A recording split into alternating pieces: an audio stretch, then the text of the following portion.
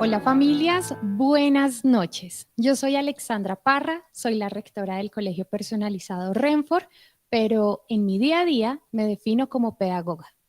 La noche de hoy vamos a conversar acerca de cómo elegir el colegio para mis hijos. Esa decisión tan importante que a veces dejamos supeditada puede ser al ingreso familiar o que me recomendaron un colegio o yo estudié en ese colegio. Bueno, la noche de hoy vamos a conocer 7 pasos que nos van a permitir a todos nosotros hacernos propios de la decisión que transforma la vida de la persona por la cual nosotros daríamos la vida. Esa personita que al otro lado nos mira con esos ojos grandes, enormes y que quiere que nosotros lo orientemos o la orientemos. Entonces, a continuación voy a presentar mi pantalla para que ustedes puedan ir acompañándome. Vamos a tener, la dinámica va a ser por el chat, ustedes van a poder conversar por allí, me pueden dejar sus comentarios, sus anotaciones, sus opiniones y en dado caso que vayamos conversando más a profundo, pues bueno, los invitaré a que abran el micrófono. Entonces, permítanme, voy a compartir mi pantalla. ¿Listos, familias? Entonces, en esta noche, ¿cómo elegir colegio para tus hijos o cómo elegir el colegio para mi hijo si solamente tenemos un niño o una niña en casa? Es la decisión que los lleva a ustedes a contemplar la oportunidad de verdad poner en juego lo que ustedes hacen en su día a día como papás y como mamás. Cuando nosotros tenemos un hijo, recordamos que es el momento más maravilloso porque es único, es especial, nos da la oportunidad a nosotros de tomar decisiones sobre esa vida, pero la decisión real que va a cambiar el antes y el después es el colegio en el que ustedes matriculen a sus hijos. ¿Por qué? Un tercio de su vida lo va a pasar allí. Es tan importante como ese dato. Si nosotros consideramos la cantidad de horas al día que pasa en el colegio y decimos, está 8 horas, es decir, 8 horas de su día a día está en el colegio, nosotros empezaríamos a contemplar cómo tenemos que decidir, cómo tenemos que afianzar esa decisión y basados en qué tenemos que acompañar a nuestros niños. Pero resulta que nosotros como papás no nos las sabemos todas. Ustedes van a decir, Alexandra, espérese, de verdad, mire, yo iba a cuánta charla hay, yo he hablado con todas las vecinas, yo he hablado con todos mis amigos. Bueno, los suegros también saben harto, ya educaron niños. Entonces, resulta que uno tiene demasiada información y cuando tiene demasiada información uno se equivoca porque no sabe. Y resulta que surge la duda de, ¿será que elegí bien? ¿Será que ese sí era el colegio? ¿Será que, pero luego me entero de que hay uno mejor? Y resulta que este es el síndrome de la promoción. Resulta que yo me compré una chaqueta y pasé de nuevo por la vitrina y me di cuenta que estaba más barata en otro lugar. ¿Será que elegí bien? Entonces, para que no nos ocurra y no caigamos en ese síndrome, pues bueno, vamos a caminar juntos por esta escalera y vamos a tomar herramientas para la vida en la toma de decisión más importante que tenemos a cargo como papás. ¿Cómo vivir este proceso? La palabra mágica aquí es conexión. El aprendizaje necesita 2 elementos fundamentales, seguridad y conexión. Si nosotros contamos con esos 2, podemos aprender lo que sea, de verdad, lo que nosotros queramos. Si alguno de ustedes quiere ser jardinero teniendo 50 años o decidió nuevamente ingresar y estudiar medicina, lo puede hacer, pero necesita esos 2 elementos. Y nuestros niños, en particular, cuando ingresan al jardín, lo primero que necesitan es seguridad. Yo necesito tener esa conexión con la maestra, con las instalaciones, con la persona que me recibe en la puerta, con el señor de la ruta, con la monitora. Si eso no ocurre, resulta que nosotros, casi que por omisión, estamos todo el tiempo diciendo, no me quiero levantar, yo no quiero ir, mamá, por favor, no me obligues. Y ustedes dicen, ¿pero qué será? ¿Será que es el colegio? ¿Será que es una profesora que me lo pellizca cuando llega allá? ¿Qué será lo que pasa? Pues resulta que no tiene conexión, resulta que no hay seguridad. Entonces, para lograr eso, ¿qué tenemos que hacer? A lo largo de todo el proceso escolar de nuestros hijos, y creo que ustedes lo deben saber, hay algo que nosotros nunca aprendimos en el colegio y es cómo aprendemos. Nos enseñaron muchas cosas, nos enseñaron de química, nos enseñaron de matemáticas, inclusive en el colegio en el que yo estuve me enseñaron a coser y estoy agradecida por eso, pero yo no aprendí cómo aprendía. Y creo que la gran mayoría de las personas no lo hacen.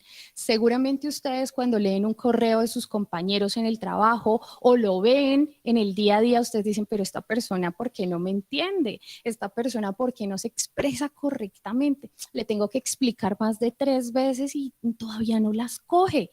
Eso sucede porque en realidad el canal de aprendizaje puede que esté bloqueado. Puede sucedernos a muchos. Y eso pasa porque el colegio o el jardín de donde nosotros venimos no nos enseñó a aprender, nos enseñaron ¿a qué? A reclutar datos memorísticos, pero no a aprender.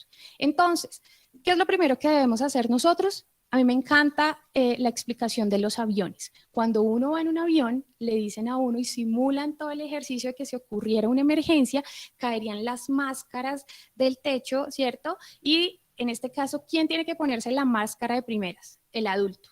El adulto tiene que protegerse primero y luego al niño. Lo mismo pasa en los procesos de educación. Nosotros tenemos que saber cómo aprendemos nosotros de papás, porque de esa manera le vamos a poder enseñar a nuestros hijos y luego vamos a descubrir cómo aprenden ellos. Entonces, el día de hoy los vamos a invitar a que diligencien este test, no tiene ningún costo, es para que ustedes aprendan, lo pueden hacer asincrónicamente, al terminar esta charla, lo pueden descargar y lo pueden hacer. Y en el resultado van a comprender bueno, yo cómo aprendo en realidad, inclusive a su jefe le puede servir para los ejercicios que hagan ustedes y también que sepan cómo mejorar el canal de comunicación en el lugar donde ustedes trabajen. Entonces, generalmente cuando uno va a elegir el colegio, el primer paso es, yo quiero saber dónde está, yo quiero saber cuánto cuesta, yo quiero saber, bueno, qué le van a enseñar, quiero saber si es bilingüe, yo quiero saber si las maestras de dónde se graduaron. Y hoy les quiero decir que todos esos datos no son tan importantes. La primera pregunta, el primer escalón, familias, que nosotros debemos tomar en cuenta es cómo le enseñan a mi hijo. Y es una pregunta que no hacen. Saben, yo soy rectora hace 11 años y a mí no me la han hecho. Nunca, nunca. Un papá no se sienta y me dice, Alexandra, venga, ¿cómo es que le enseñan a mi hijo? Me preguntan otras cosas muy importantes también, pero no esa. Entonces, ¿qué es lo que debemos preguntar nosotros? La maestra, cuando llega al aula, ¿cierto? Por favor, señor colegio, explíqueme, o jardín, díganme cómo funciona el proceso para que mi hijo aprenda algo simple. Por ejemplo, las vocales, o explíquenme cómo le enseñan a sumar. Cuando ustedes les den esa explicación, ustedes van a poder aterrizar qué pasa en el aula de clase. Si ustedes no entienden la explicación, si es muy abstracto, si utilizan palabras muy técnicas, no hay claridad en el proceso de enseñanza. Y es muy posible que la maestra en el aula de clase tenga que improvisar, tenga que acudir a su dinámica, que es una profesora extrovertida, súper chévere, que puede dar la clase, pero quiere decir que no sabe porque no conoce un método de enseñanza y el colegio todavía no lo tiene fundamentado. Entonces, la clave, la primera pregunta, no pregunten el costo de la ruta. Eso de una u otra manera se lo van a decir. Pregunten cómo le enseñan. Si esa primera pregunta es satisfecha, continúe. Vamos a avanzar al segundo escalón. Pero si esa primera pregunta no queda clara desde el principio, abandonen. No es el colegio, no hay claridad y yo no entendí. Ese primer pensamiento a la hora de elegir colegio, también déjenlo ir. ¿Dónde queda ubicado la ruta? Todo esto que les he dicho, la alimentación, déjenlo ir. Hablemos de la secuencia didáctica. Me gustaría mucho que por el chat me escribieran qué se imaginan ustedes cuando yo digo secuencia didáctica. Hablemos de la secuencia del colegio. ¿Qué será eso? ¿Cómo se comerá eso? ¿Qué entienden ustedes o qué es lo primero que ustedes dicen como, Alexandra debe estar hablando de esto? Me gustaría leerlos ahí en el chat. Cualquiera, miren, no hay respuesta equivocada. Uno de papá es muy intuitivo. Veamos si Mal está por ahí. ¿Tenemos alguna? Están hoy muy tímidos todos. Bastante, todavía no. Metodología nos dice Marcela. Ajá, la metodología. Bueno, mientras ustedes toman más confianza, les quiero contar que la secuencia didáctica de un colegio no es las tareas, los quizzes, tampoco es que la maestra se pare en el salón de clase a dictar o a decir, hoy vamos a aprender acerca de las vocales. Eso no es la secuencia didáctica. ¿Por qué este segundo escalón es importante? Porque no solo como le enseñan me va a hacer tomar una decisión, sino también qué hace en 60 minutos un profesor. Y esto es porque ustedes y yo lo vivimos. Llegaba el profesor a toda carrera y entonces decía, bueno, ¿qué fue lo que vimos la clase pasada? Bueno, aprendimos de las vocales, entonces, bueno, listo, ¿cuál fue la última que vimos? Y entonces vamos a arrancar desde ahí. Y en general el profesor 45 minutos después, ¿cierto? Me ha puesto a diligenciar y a hacer cositas y luego acaba la clase y te dice, ay, timbraron, se acabó la clase, nos vemos después. Y si hay uno muy organizado, me dejan tareas. Me dicen, para la próxima clase debes hacer lo siguiente. Esa secuencia didáctica es del método tradicional y muchos de nosotros la vivimos. Que esté correcta o que sea lo que se debió haber elegido para enseñarnos es lo que hoy vamos a cuestionar. Esa secuencia me permite determinar cómo abro una clase, el profesor cómo llega al salón de clase, cómo va a captar la atención. Ese momento es crucial cuando presentan la información y la atención del estudiante es capturada, o sea, en digital, o sea, en presencial. Pero si no hay captura de la atención, yo no tengo interés de por qué estar acá. ¿Y saben dónde lo podemos comprobar? En las reuniones que ahora tenemos por Meet, por Zoom, por todas estas plataformas. ¿Qué es lo primero que hace ahora nuestro jefe o un colaborador cuando entra? No abre la cámara, ¿cierto? Y dos, muy pocas veces hacen la introducción. Dice, vamos a durar 30 minutos reunidos, vamos a hablar acerca de, y lo que estamos conversando nos va a permitir aprender tal o para ejecutar tal. No nos hacen una introducción, sino entran al tema. Entonces uno se demora un ratico como de que es que está hablando, ya me acordé, eso fue de la semana pasada. Los niños, su proceso cognitivo en ese momento no está listo para aprender de esa manera y entonces resulta que quedan atrapados. Espera, esta profesora de qué está hablando, o sea, llegó a preguntarme qué hicimos la clase pasada, yo no me acuerdo, no se acuerda ella, se me quedó el cuaderno, ¿qué voy a hacer? Angustia, auxilio, ¿cierto? Y si es un adolescente, pues no me importa. La verdad, yo, o sea, ¿por qué me tengo que acordar lo que vimos la clase pasada? ¿Para qué? ¿Cierto? Entonces, cómo hacen la apertura de la clase va a ser fundamental. Y cuando ustedes le pregunten a la psicóloga del colegio, a la coordinadora o a la persona que esté acompañándolos en ese momento presentando el colegio, hagan el cuestionamiento. Explícame la secuencia. ¿Cómo hace la apertura de la clase un maestro de ustedes? Y ustedes van a notar la diferencia. Si no les hablan de la atención, que es el primer elemento del aprendizaje, ¡pum!, apaguen el botón. Luego, tenemos todo el trayecto en el cual ya después de capturada la atención, vamos a garantizar que haya adquisición de un conocimiento esencial, cualquiera que vayamos a trabajar. Y para eso tiene que haber una didáctica establecida. ¿Cómo me enseñan en ese momento? Entonces vamos a hacer un proyecto, vamos a hacer una mesa redonda, vamos a hacer un cuestionario, vamos a hacer un taller. ¿Qué es lo que vamos a hacer? Pero ojo, la experiencia es la que cambia el aprendizaje. Si yo soy operativo, la posibilidad de que yo olvide la información a las 3 semanas es casi del 100%. Yo tengo que haber vivido una experiencia con el aprendizaje para tener momentos de evocación de la información. Si eso no ocurre, ¿qué les pasa a los niños cuando son pequeños o a los adolescentes? Es aburridísimo, yo no entendí, el profesor sí lo dijo, pero yo no puse atención. Entonces, todo ese proceso de esos 60 minutos, olvidado. Y toca volver. Y cuando ustedes llegan a la casa y le preguntan, ¿qué hiciste hoy en el colegio? Alexandra, no me acuerdo. Es que, o sea, se me olvidó.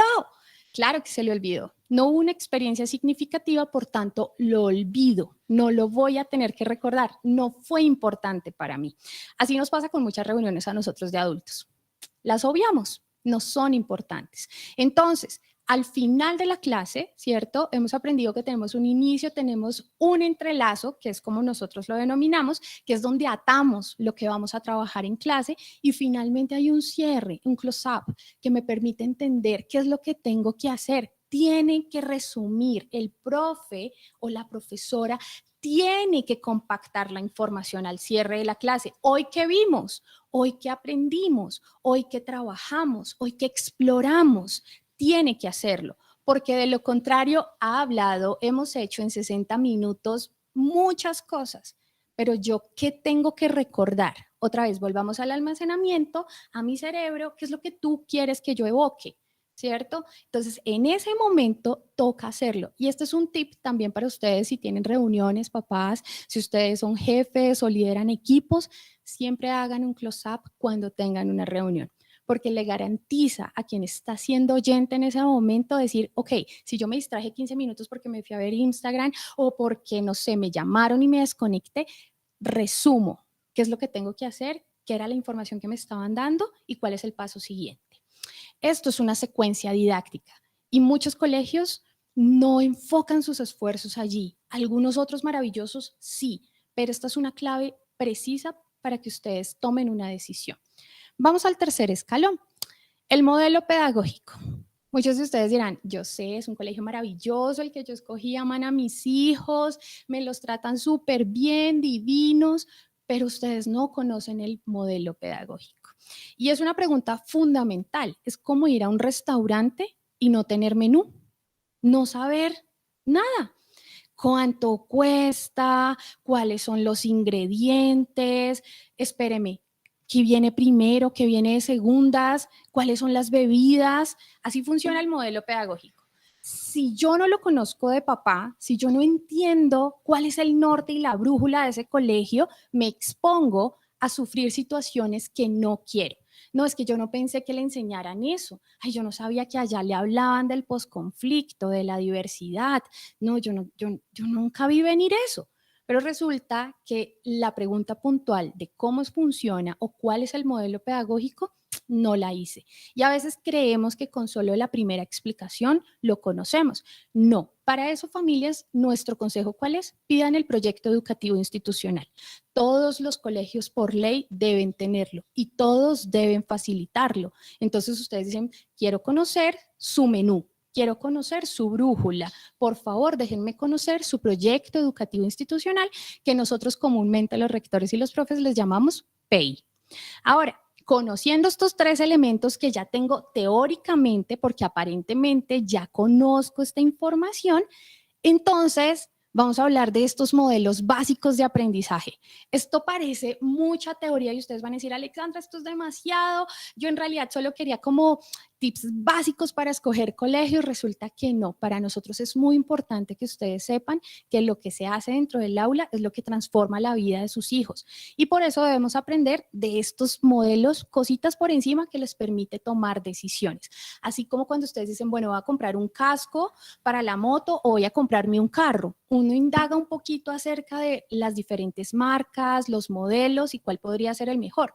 Bueno, en el aprendizaje tenemos que conocer de modelos de aprendizaje para poder elegir, porque si no yo llego al primero que me parece maravilloso, me ha contestado las anteriores 3 preguntas y digo, Alexandra, este es, yo ya no veo otro.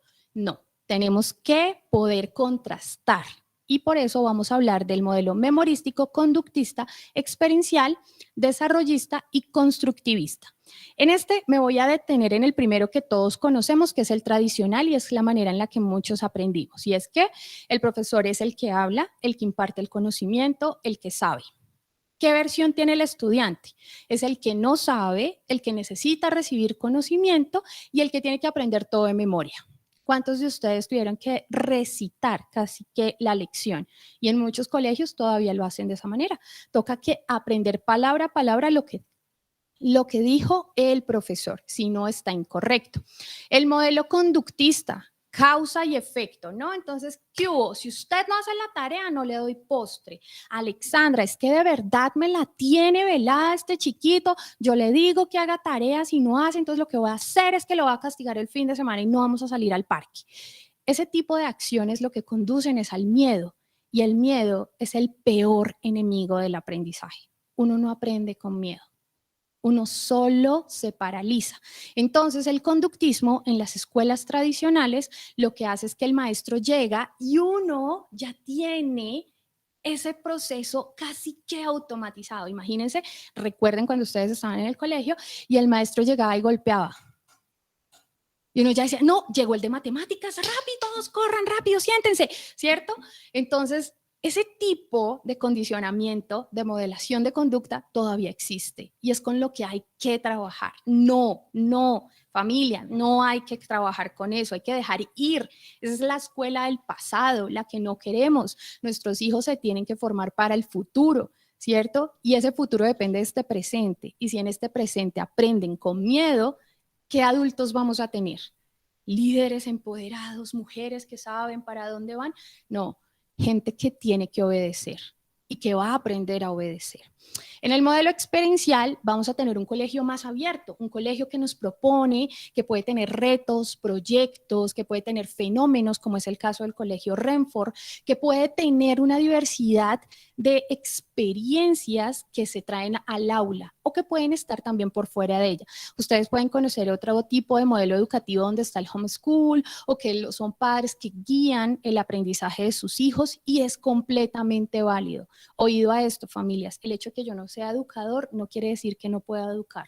Ese es un mito muy grande que se ha construido alrededor de la educación. Entonces, en este modelo es donde nosotros profundizamos porque consideramos que el profesor debe ser una guía, debe ser un grower, un cultivador, alguien que pueda sacar ese talento que trae el niño, alguien que pueda traer esas habilidades a flote y no alguien que las entierre. Para eso ya lo hicieron en las décadas pasadas con nosotros, entonces no vale la pena. Vamos a ver el desarrollista y el constructivista, que son un poco utópicos para algunas familias, pero en realidad tienen mucho sentido. Y es cuando nosotros buscamos que los niños puedan vivir el aprendizaje guiados por sí mismos. Nosotros consideramos que si la rueda ya se la inventaron, ¿yo por qué me tengo que desgastar buscando a ver cómo es que me invento la rueda o hacer fuego, cierto?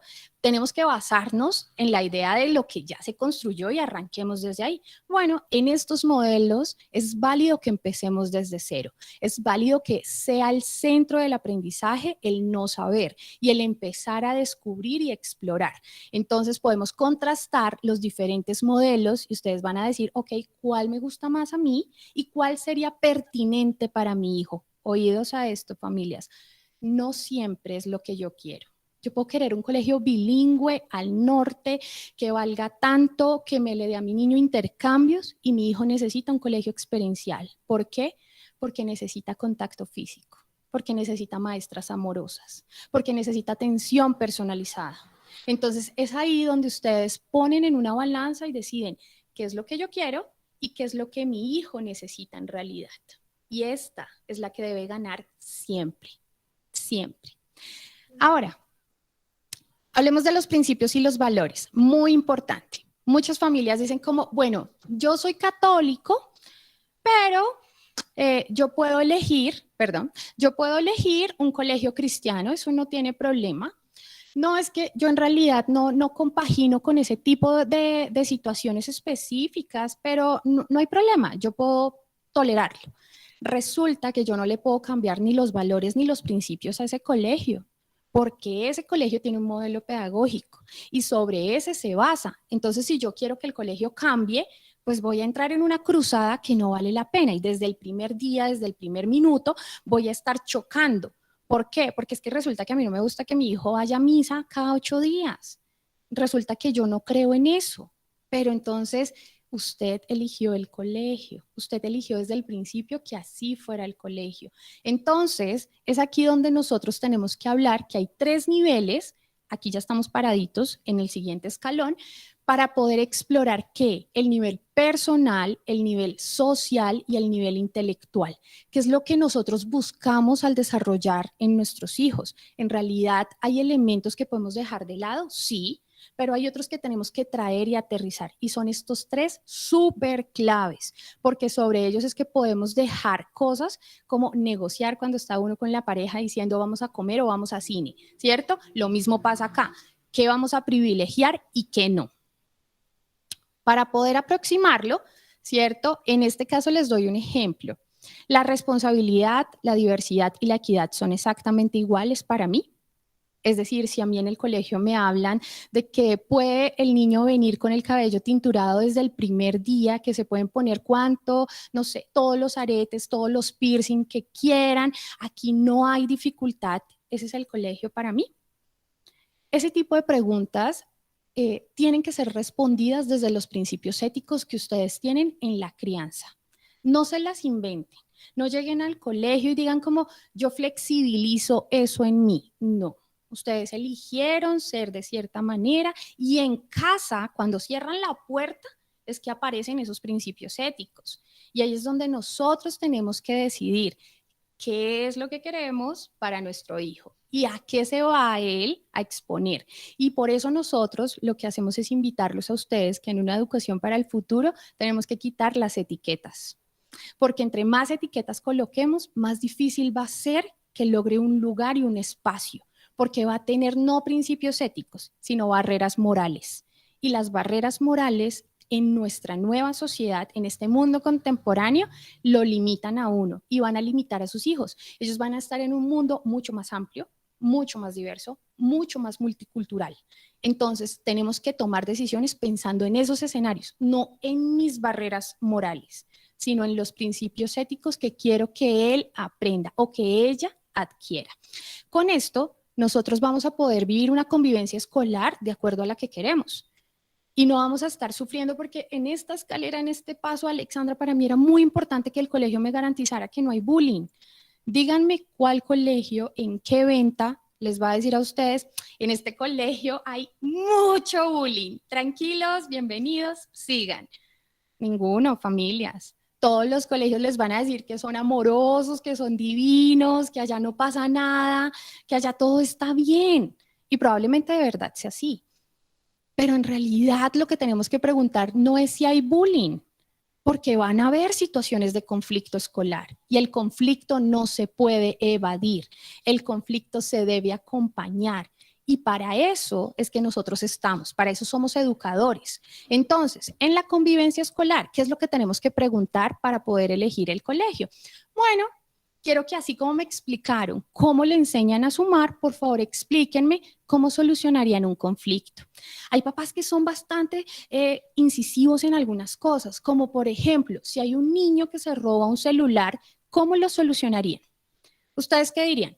A, lo expulsamos, B, lo sancionamos, C, jamás volvemos a abrir esa puerta. D, bueno, que pague el celular. Ustedes ahí empiezan a decir, no, yo necesito una respuesta más. Y es que es un niño que se volvió adolescente y está en un proceso de formación y uno no roba solo porque quiera el celular. Puede ser que necesite atención, puede ser que necesite orientación, puede ser que en casa esté pasando algo. Y desde aquí yo lo veo con unos ojos, pero en los zapatos de ese adolescente, ¿qué está ocurriendo? No, resulta que la cultura escolar del colegio permite que ocurran esas cosas. Entonces, mi preocupación ya no va a ser que le hagan bullying a mi hijo, sino explíquenme cómo funciona la cultura escolar del colegio. ¿Cuáles son esos niveles en los cuales ustedes llevan a los niños a reflexionar? Porque no somos una cárcel. El colegio no es un lugar sancionatorio donde, listo, muy mal, te expulso, siguiente. A ver cuál es su caso, muy mal, siguiente. ¿Cierto? Porque si fuera así, entonces no deberían existir los colegios, sino deberían existir centros penitenciarios para niños y adolescentes. Y estamos buscando es un lugar que con conexión y con seguridad. Eso es lo que nos interesa a nosotros en la toma de decisión. Ahora, llegamos a casi el último escalón. Este es bien importante, la tecnología. No, es que en mi colegio, en este colegio maravilloso, le dan clases de programación. Al cabo de 12 años, ¿aprendió a programar? No, pero era súper chévere. No importa, era divino. No, sí importa, familias, porque resulta que hace como 20 años estaba muy de moda que si el colegio era bilingüe, era increíble. Ese era el colegio del futuro. Bueno, en este caso que los niños aprendan a manejar correctamente las herramientas es el presente y el futuro. No hay nativos digitales. Esto también es un mito enorme que se ha creado que entonces porque nacieron en esta era, los niños eso ya saben manejar todo. Que ellos sepan hacer más fácil el ingreso o la salida de un dispositivo no quiere decir que ellos sepan usar el dispositivo. ¿Y saben cómo lo comprobamos? En el colegio Renfort nosotros hacemos evaluaciones abiertas. Les decimos a los estudiantes que pueden utilizar internet completo para resolver todo el examen. ¿Y ustedes qué creen? ¿Que todos sacan 100? ¿Que todos tienen todas las preguntas bien respondidas? ¿Qué dicen ustedes ahí en el chat? Cualquiera, tranquilos, no se preocupen, esta sí no tiene pierde, esta sí está bien desde el principio. Están colocando que no, muy bien. Lo lograron, están aquí conmigo, no se han dormido después de 30 minutos, vamos que la atención todavía sostenida la tengo. Entonces, ¿es correcto, familias? No, la respuesta es no. Y es porque no saben utilizar la información a la que tienen disposición. Y también nos pasa mucho a nosotros. Vamos a buscar una peluquería. Buscamos los primeros 3 o 4 resultados. Y ahí tomamos la decisión. ¿Necesitamos los 3 millones o los 5 millones de resultados que nos da Google? No. Con los 3 primeros o los 4 yo tomo decisión. Pues así le pasa a los niños. Y a los adolescentes sobre todo, somos muy impulsivos en la toma de decisión. Entonces es importante que la tecnología esté en el aula de clase y para eso no estamos hablando solo de que tengan pizarrones digitales o que tengan una herramienta que me manden una aplicación y me diga dónde está mi niño ubicado en este momento. Lo que necesitamos es que los profesores tengan capacitación en uso de las nuevas tecnologías, que ellos las sepan utilizar. Si el profesor de mis hijos las sabe utilizar, yo estoy ganado 100%. ¿Por qué? Porque yo conozco mis limitaciones. Porque yo de papá sé que, ay, bueno, a mí me cuesta un poquito esto, me cuesta un poquito aquello, pero ustedes imaginan uno diciéndole al profesor y que el profesor tampoco sepa. Complicado. Necesitamos que los profesores estén capacitados. 2, que dentro del aula la experiencia con tablet o con celular sea permitida. En el colegio Renfort nosotros permitimos que los niños traigan su tablet o su portátil para trabajar desde el salón de clase. Y es porque esto no es ajeno. No puede ser que tú aprendas en la casa solo a regularte. Uno tiene que aprender en el salón de clase a controlar el impulso de cuánto tiempo paso frente a una tablet, cuánto tiempo debo navegar, cómo navego seguro, cómo puedo buscar entre un mar de 5 millones de datos el dato correcto. Esto se tiene que aprender en el colegio y eso solo se vive y se aprende experimentándolo, no con el celular afuera, la tableta afuera, eso jamás entra, terrible. Es el nuevo mundo. No estamos hablando de hace 100 años. Por eso tenemos que trabajar con lo que hay y con las experiencias de conexión que tenemos ahora, no con las del pasado mucho. Ahora, acercarnos también trae sus riesgos, por supuesto. Y por eso nosotros tenemos que hablar de otras necesidades que aparecen en la toma de decisión. Si bien hemos caminado por 7 escalones, resulta que hay papás que dicen, ok, Alexandra, me parece maravilloso todo esto, pero y entonces esos datos que yo sí quería saber, cómo elijo la ruta, que el certificado, que el bilingüismo. Entonces aquí les voy a dar unos tips rápidos para que ustedes puedan elegir. 1, un programa bilingüe. Si ustedes como papás quieren que su hijo adquiera el dominio del segundo idioma, pueden elegir el nivel de bilingüismo del colegio, que sea semibilingüe, que sea con inmersión al inglés o que sea completamente bilingüe. Pero esta habilidad de vida no se necesita estar 12 años expuesto para aprender el idioma.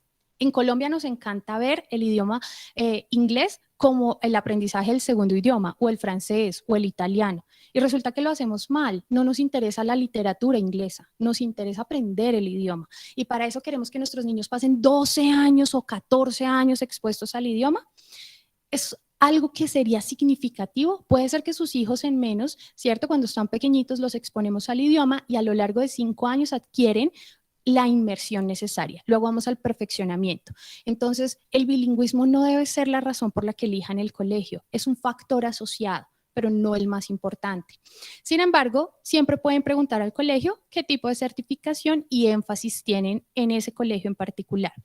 2, hablemos de las certificaciones. Para muchas familias es importante si es un colegio de bachillerato internacional, si van a poder salir de este e irse a otro país o si lo van a recibir en una de las universidades de la Liga Ivy o si pueden entrar fácilmente a cualquier universidad en cualquier país o si, por ejemplo, tienen un certificado de felicidad, de buen trato. Miren, familias, casi siempre en los rankings del ICFES, yo les digo, los primeros 300 colegios son muy parecidos, muy similares, tienen casi las mismas características. Entonces, ¿qué es lo importante? ¿El certificado de felicidad o cómo va a aprender mi hijo? O si yo entiendo cómo le enseñan, yo lo puedo acompañar. Pero si yo no entiendo cómo le enseñan, yo le enseño en la casa diferente. Y yo creo que esto lo han vivido ustedes. Cuando les dice su hijo, es que tú no entiendes, mami, tú no sabes, es que tú no, la profe dijo que así no era, no es como tú dices, es como dice la profe, ¿cierto? Y ustedes dicen, bueno, sí, no sé, yo aprendí mal. No, pero yo tengo que aprender y tengo que entender cómo le enseñan en el colegio. Entonces, la certificación solo me da un plus de garantía de que ese colegio está esmerándose mucho, mucho, por obtener procesos que sean en pro de la calidad del colegio, pero no me dice nada más. No es necesariamente el extremo de calificativo de calidad, no es real. Entonces, capacitaciones y docentes. Tener profesores capacitados constantemente es el éxito de un colegio. Tener profesores que no se capacitan son profesores que van a enseñar lo mismo hace 20 años y ahorita. Entonces, esa pregunta es clave, no la olviden. ¿Cómo hacen el proceso de capacitación de los profesores ustedes? Y ahí, más importante que de dónde se graduaron los profesores, de qué universidad salió, de qué programa, en qué colegios ha trabajado, cuántos años de experiencia tiene. No importa si está recién graduado, pero si ese colegio tiene una buena formación de educadores, ese colegio garantiza el modelo educativo. Pero si es un profe que debe venir con todas las herramientas de afuera, papás, no es el colegio, ni es el jardín que ustedes necesitan. Entonces, para poder concluir este taller en el que hemos estado hablando, bueno, yo sé que yo he hablado bastante, este taller en que les hemos compartido los datos que ustedes deberían tener para poder elegir el colegio, voy a cerrar con la ruta escolar. La ruta es un tema, familias, muy importante y en ciudades con tráfico complejo como Bogotá, como Medellín, como Cartagena, donde nosotros tenemos desplazamientos de más de 2 horas, ustedes sí deben considerar la ruta no porque sea costosa, sino porque cuánto tiempo estoy dispuesto a que mi hijo pase en la ruta escolar. Quiero que mi hijo salga antes de las 5 de la mañana de su casa. Para nosotros en Renfor esto era esencial. Ningún niño debe estar a las 5 de la mañana dando vueltas por la ciudad. Ningún niño debe estar más allá de las 4 de la tarde dando vueltas. No, 3 horas en una ruta es demasiado tiempo. Es ahí donde ustedes consideran el desplazamiento. ¿Cuánto tiempo debo estar en ruta? Y esto no lo piensen en términos de, no, es que yo tengo que venir de trabajar y yo llego a las 5, entonces fabuloso porque llega a las 6. Piensen en ustedes, ninguno de ustedes quiere tener tarea para la casa. Si nosotros tomamos decisiones como papás para hacer el ejercicio de que nuestros hijos tengan una mejor educación, por favor contemplen los 7 pasos que les hemos dado el día de hoy. También consideren estos tips adicionales acerca de lo que yo debo pensar, que debo proyectar, que debo tener en cuenta. Hay un tema que ustedes van a decir, Alexandra, usted no lo tocó, no habló de plata, ¿cierto? No dijo cuánto podría valer o cuánto podría pagar.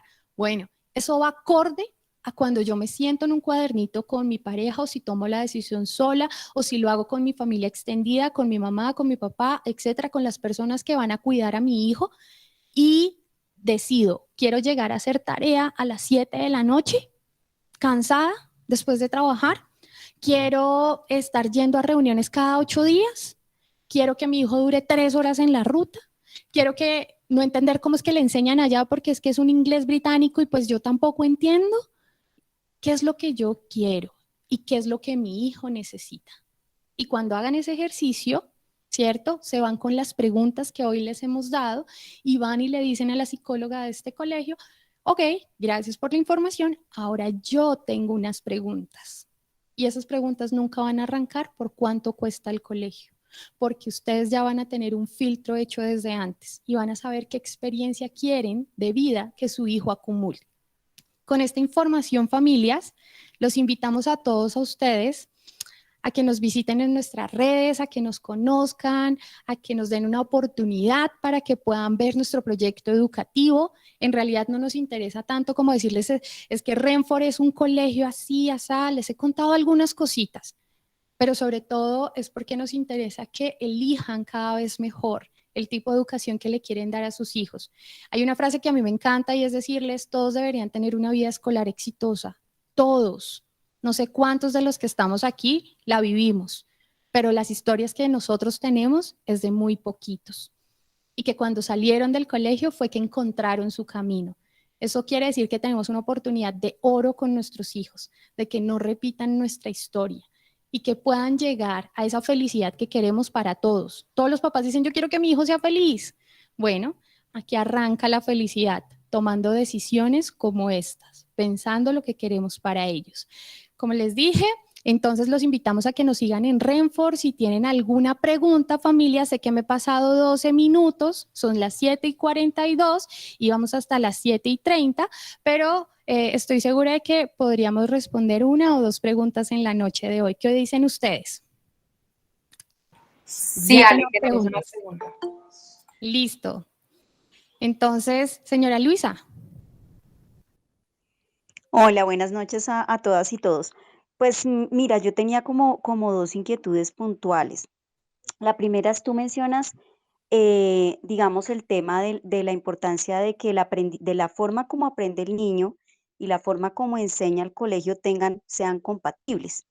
Pero creo que una de las cosas más complejas es comprender cómo es que aprende mi hijo.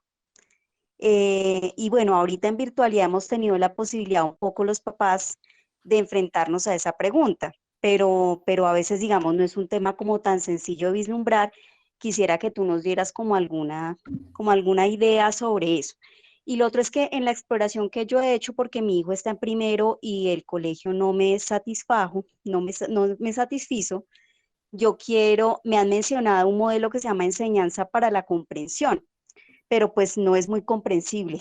Entonces quisiera si tú sabes algo sobre de qué va un poco, porque se ha vuelto una muletilla muy usada por los colegios, y te digo, pues he hecho la búsqueda de un montón. Esas dos preguntas. Lo primero que les voy a decir, y esto es científico, es que las inteligencias múltiples no existen. Yo sé, es una historia que les han contado a todos y les han dicho es que su hijo tiene un ritmo de aprendizaje diferente, es que tu hijo es más musical, tu hijo es más visual, tu hijo es más auditivo y uno se va súper especial para la casa y dice, claro, es que yo todo el tiempo le he estado enseñando mal, obvio es que es mi culpa, no. No existen. Todos nosotros aprendemos de la misma manera porque todos contamos con el mismo desarrollo que tenemos aquí arriba en nuestro cerebro. Lo que sucede es que nos enseñan diferente. Cuando el colegio dice enseñanza para la comprensión, me está explicando cuál es su modelo pedagógico. Me está diciendo que es un modelo que no es suyo, que tiene otras bases, que viene de afuera y que ellos lo están adaptando. Me está diciendo que trabajan la lectura en cierto nivel. Me están diciendo que ellos van a aterrizar la información que van a exponer a mi hijo y que ese proceso es conducente muy teórico. ¿Cómo lo veo reflejado en el aula? No hay experiencia. No es un proceso en el que yo pueda exponer a mi hijo como que va a transformar, no funciona de esa manera. Entonces ahí es cuando yo les decía a ustedes, conocer el modelo sí es importante. Creo que me moraría un poquito, señora Luisa, como explicando todo el modelo de enseñanza para la comprensión, pero sí lo que le puedo decir es que lo que tenemos que hacer allí es que usted pueda bajar las preguntas cada vez más. ¿Cómo lo hace una profe en el salón? Porfa, explícame cómo es que la maestra hace enseñanza para la comprensión si está dando matemáticas. Y ahí vamos a ver si ellos lo pueden bajar y usted va a poder tener una explicación mucho más razonable y más adaptada al contexto del aprendizaje de su hijo. Dos, ¿cómo aprenden los niños? ¿Cierto? Hace un ratico les decía a ustedes, primero tenemos que aprender cómo aprendemos nosotros y por eso los invito a que hagan el test. En este caso van a descubrir cuál es esa habilidad de enseñanza en la que yo tengo que reforzar, en la que yo tengo que profundizar, porque no se trata de cómo yo aprendo, sino cómo me enseñan, porque desde que nacemos nosotros estamos aprendiendo. Y uno de los primeros es la imitación. Entonces el ejemplo se vuelve vital porque yo voy a repetirlo todo. ¿Listo? Y luego, entonces tengo que empezar a clasificar esa enseñanza. Ahora, después de que hagamos este test, ustedes pueden tener un segundo. ¿Aló? Listo. Luego de ustedes tener este test, viene el cómo aprende mi hijo. Y la primera pauta que les puedo dar ahí es la observación. Entonces yo empiezo a entender yo cómo aprendo. Espérenme, a mí me gusta repetir 3 veces. A mí me gusta poder escribir en un cuaderno. A mí me gusta tener que hacer el mapa conceptual. A mí, ¿qué me funciona? ¿Cierto? Luego viene la exploración con los niños y claro que nosotros tenemos un test adaptado para los niños. No se preocupen si no pueden acceder al formulario en este momento, no se afanen, tranquilos, igual por el correo electrónico que nos han dejado, nosotros se lo vamos a enviar. Y de esa manera, señora Luisa, podemos trabajar. El descubrir cómo aprende un niño no se traduce solo a un test, demanda más tiempo. Vamos a necesitar varias sesiones para poderlo acomodar y sobre todo, ¿saben por qué? Porque el proceso de neurodesarrollo de los niños no es el mismo cuando tienen 3 años, cuando tienen 6, cuando tienen 16. Ha cambiado, no es la misma persona, por tanto aprende diferente.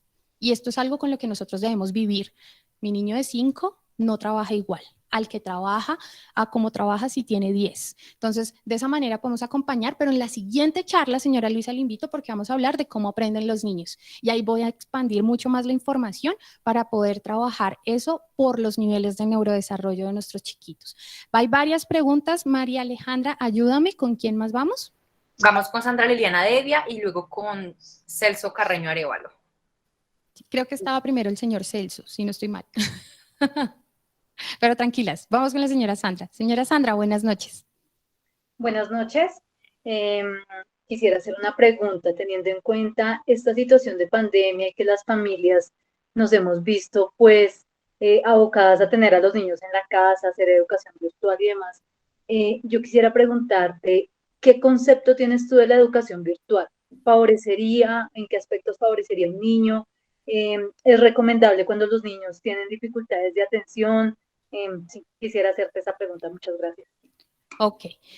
Vamos a arrancar porque nosotros tenemos una posición muy específica frente a la educación en casa, remota, a distancia y virtual, que son 3 cosas diferentes. Cuando los niños son pequeñitos, vamos a hablar de la etapa de la primera infancia, de los 0 a los 5 años. Nuestra recomendación es que no tenga virtualidad. ¿Por qué? Porque estos chiquitos están en la etapa de desarrollo donde necesitan contacto físico, kinestesia. Todo el tiempo hay que hacer estimulación sensorial porque queremos que se ordene el cuerpo, porque necesitamos que los niños puedan conducir esos procesos cognitivos y ejecutivos de manera juiciosa.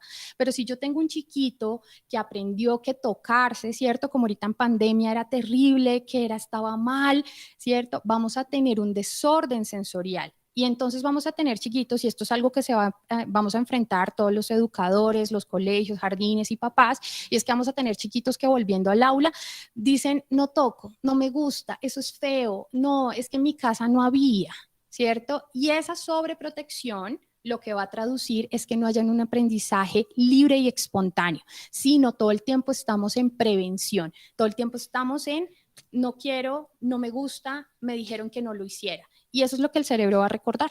Entonces, para nosotros es importante que los niños en primera infancia sí tengan la oportunidad de tener este estrecho contacto, ya sea con pares o sea con adultos, para que puedan desarrollar sus aprestamientos y que puedan ir evolucionando paso a paso. No hay afán, familia, si no aprendió a leer a los 5, no se angustien por eso. Tenemos 80 años de vida más o menos en promedio, no se angustien. Si un niño que tiene un buen proceso de guianza, en 3 meses aprende a leer.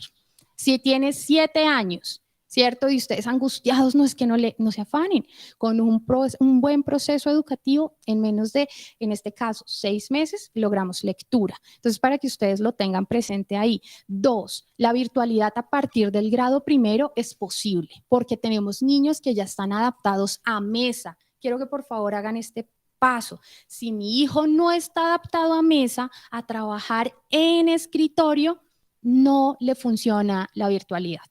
¿Por qué? Porque sus procesos de atención sostenida varían. ¡Ah! Acaba de pasar, mi hermanita está llorando, ya vengo. Ay, es que el perro está ladrando, ya vengo. Ay, es que, espérate, que es que tengo hambre, ya vengo, ¿cierto? No hay atención sostenida. Entonces ese chiquito todo el tiempo parece un evasor, todo el tiempo está buscando por dónde irse de ese salón virtual que está ahí. Necesitamos que haya trabajo de mesa y que pueda estar sentadito en mesa. Si no, estamos compitiendo contra todos los demás distractores en la casa que para él son mucho más emocionantes que ponerle atención al profe en casa. 2, hay que combinar la virtualidad. Cuando ya tenemos un proceso y hemos tomado la decisión de estar en casa, hay que combinar los procesos con activación. Esto quiere decir que yo debo preocuparme porque mi hijo vaya a hacer un deporte externo o porque mi hijo tenga la oportunidad de hacer teatro, o pueda hacer música, pueda hacer algo que sea complementario a la virtualidad, porque si bien nos permite adquirir conocimientos esenciales y tener un buen colegio que me acompañe en la mañana o en la tarde, si es el contrario y mi hijo es deportista, ¿vale? Porque sucede también que por condiciones diferentes eligen este modelo, yo tengo que acompañar el desarrollo integral y resulta que durante los primeros 10 años de vida uno tiene que organizar el cuerpo motor, porque si no, miren, podemos sufrir en el aula intentando enseñarle a leer y escribir y no se va a dar. No se va a dar porque su cuerpo está desordenado y resulta que es lo primero para que yo les pueda enseñar a leer y a escribir a los niños en el salón. Luego, para que los niños tengan coordinación y entonces ese trabajo enorme que hay de ojo, mano, coordinación, óculo, manual, no se da porque es que el chiquito, ay, el balón llega y le pega, ¿cierto? Y uno dice, ay, pero es que porque es que no logra escribir bien. Bueno, evaluemos cómo estamos en coordinación. Su lateralidad no está ordenada. Entonces, todos los procesos que ustedes trabajen en casa, desde la virtualidad, que ya sea por pandemia o por decisión propia, tienen que venir acompañados de un desarrollo integral que puede darle habilidades cognitivas superiores. Si alguno de ustedes quiere puntualizar en algún aspecto de lo que yo haya comentado, nos pueden referenciar precisamente ese aspecto, si es alguno de los escalones. Los invito a que nos sigan para que se conecten a las siguientes charlas donde vamos a estar tocando temas siempre de aprendizaje, siempre de educación, compartiendo con ustedes lo que sabemos, lo que descubrimos y lo que queremos que sus hijos puedan vivir a través de las manos del aprendizaje. Les mando un fuerte abrazo. Espero que tengan una linda noche y nos estamos viendo en el próximo Renfort Talks. Un abrazo para todos. Chao, chao, familias.